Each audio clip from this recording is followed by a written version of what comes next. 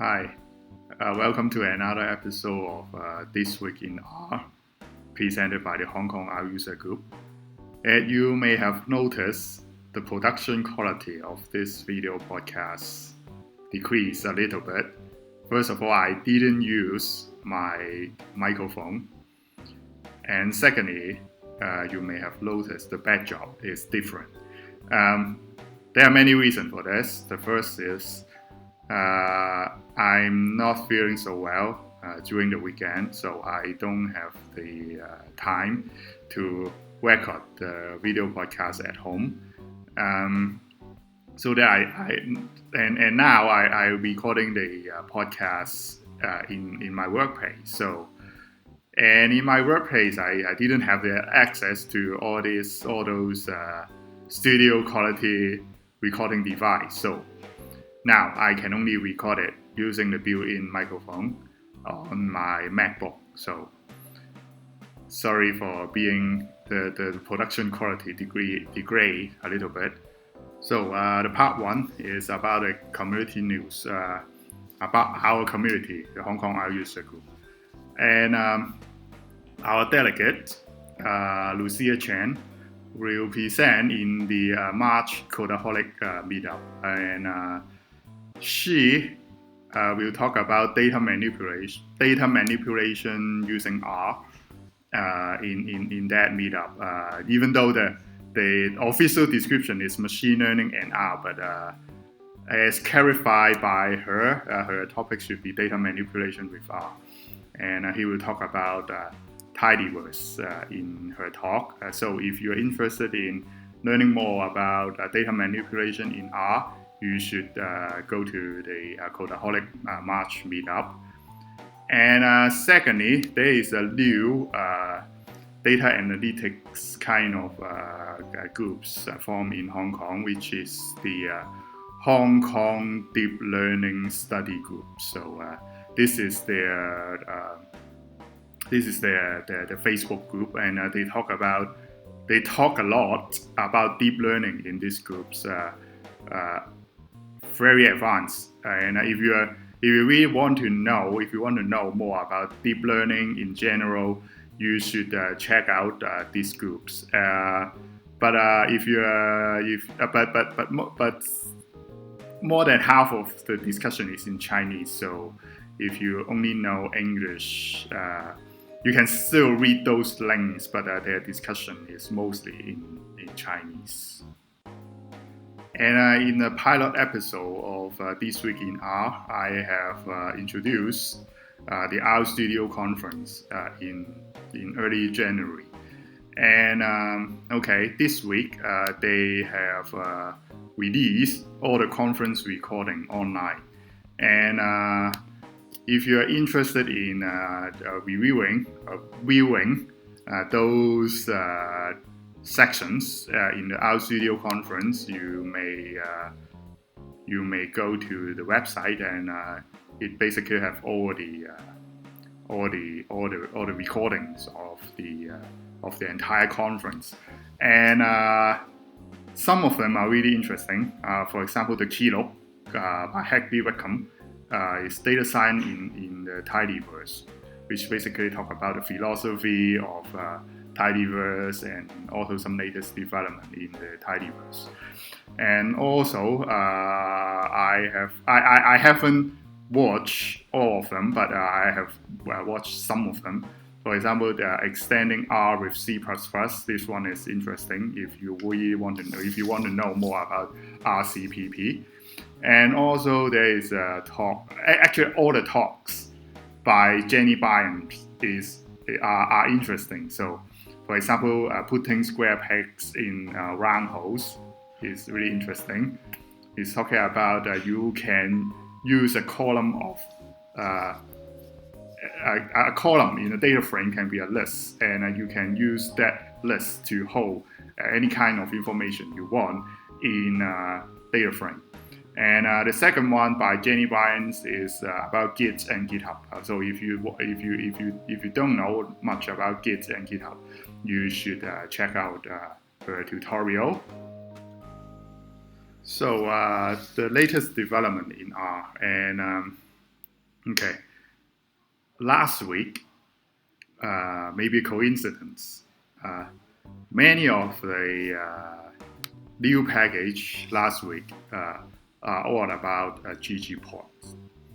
And ggplot, okay, is the grammar of graphic system for R.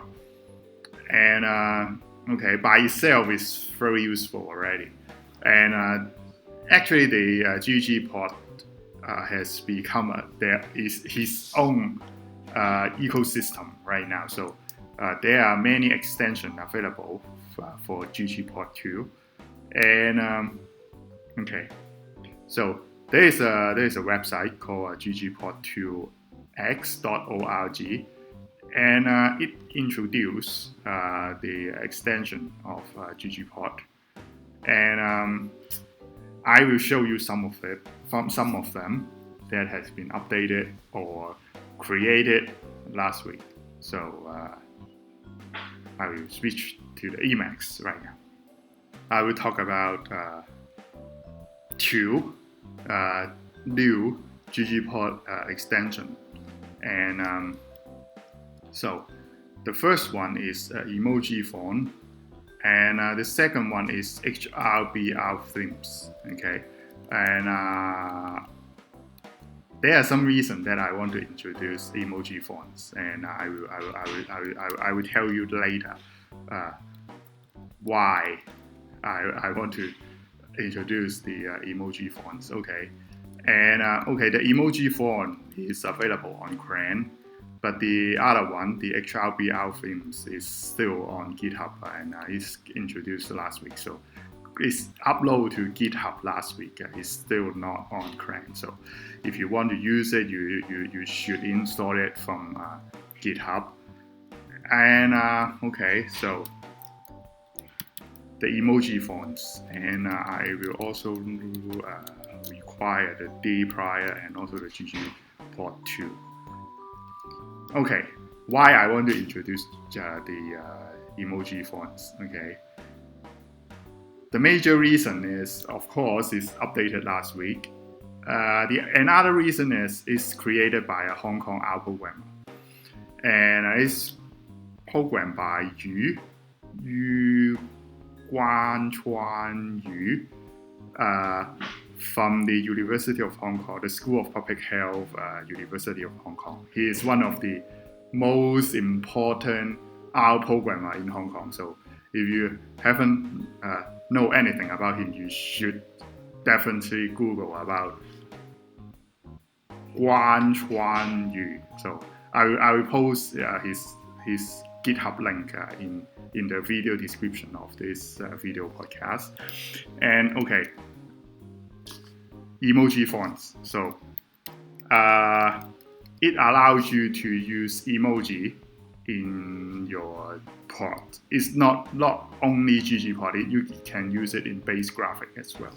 But it is decided for you to use it in ggplot. So for example, you can search for the emojis. Of course, the first thing you need to do is to load a emoji fonts, and the Open Sans emoji is the emoji font that most of the system built in. So just use that one, and then you can search for the emoji that you like. For example, you can search for the emoji for a ribbon, or if you like a smile, if you like, it will search for any emoji with the name contain smile. So for example, I want to know what is how the emoji of a smiley cat look like. So I can just using smiley cat, for example, ggplot, and then plus the geometry of emoji, and okay, plot it. Okay, the smiley cat is look like this. Okay, and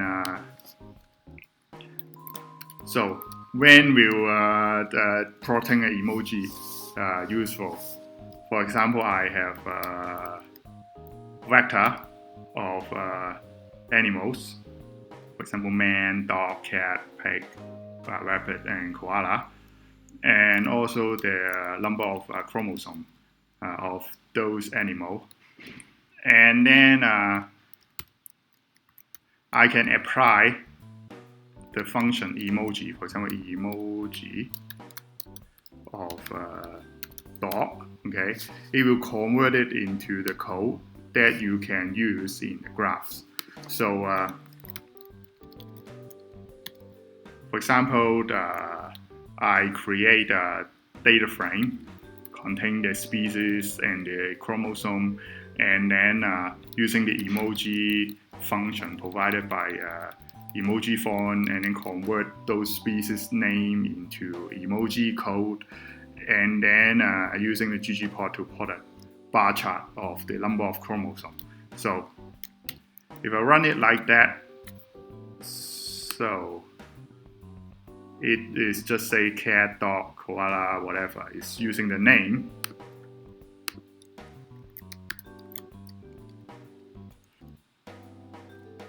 I can using the emoji instead of using the name. But yeah, something like that.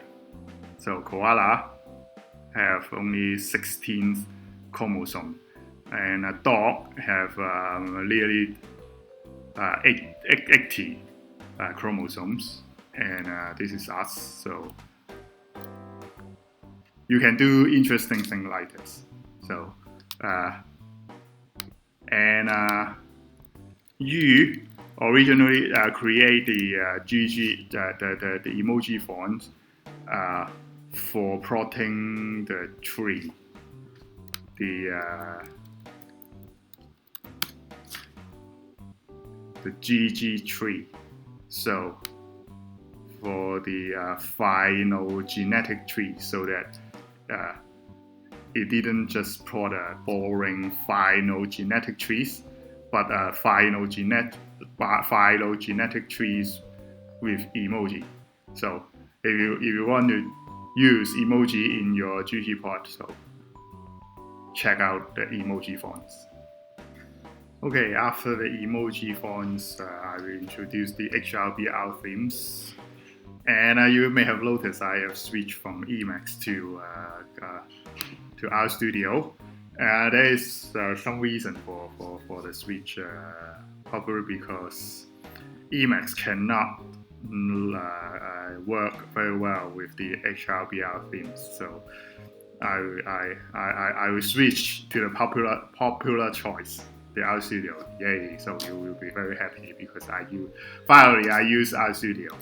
So the HKRUG themes is to provide a very beautiful theme for ggplot, and which is typologically very beautiful, meaning the fonts and the arrangement of those fonts is really good. So this is a typical ggplot.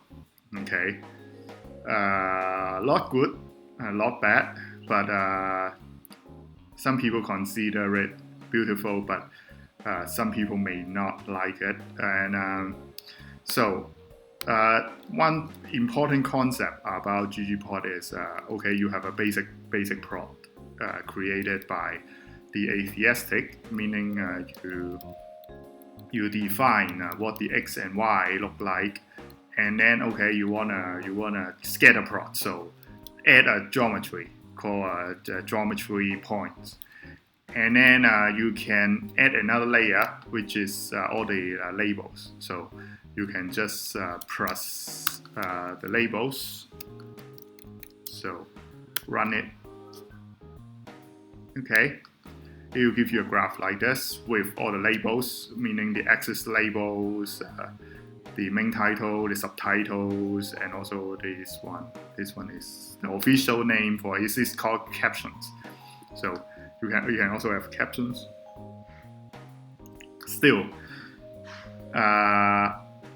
the type, okay, the fonts in this graph is not the best. So HRBR, which is a very important R programmer, created his own theme. And then he put it into HRBR themes. So we can add one more layer to our ggplot, which is called a theme ep sum and ipsum. I believe it's ipsum. Okay, so you run it. Okay, you will get a nice graph like this, which is like a magazine quality graph, and very beautiful. Okay, once again, the ggplot has become its own ecology, so ecosystem.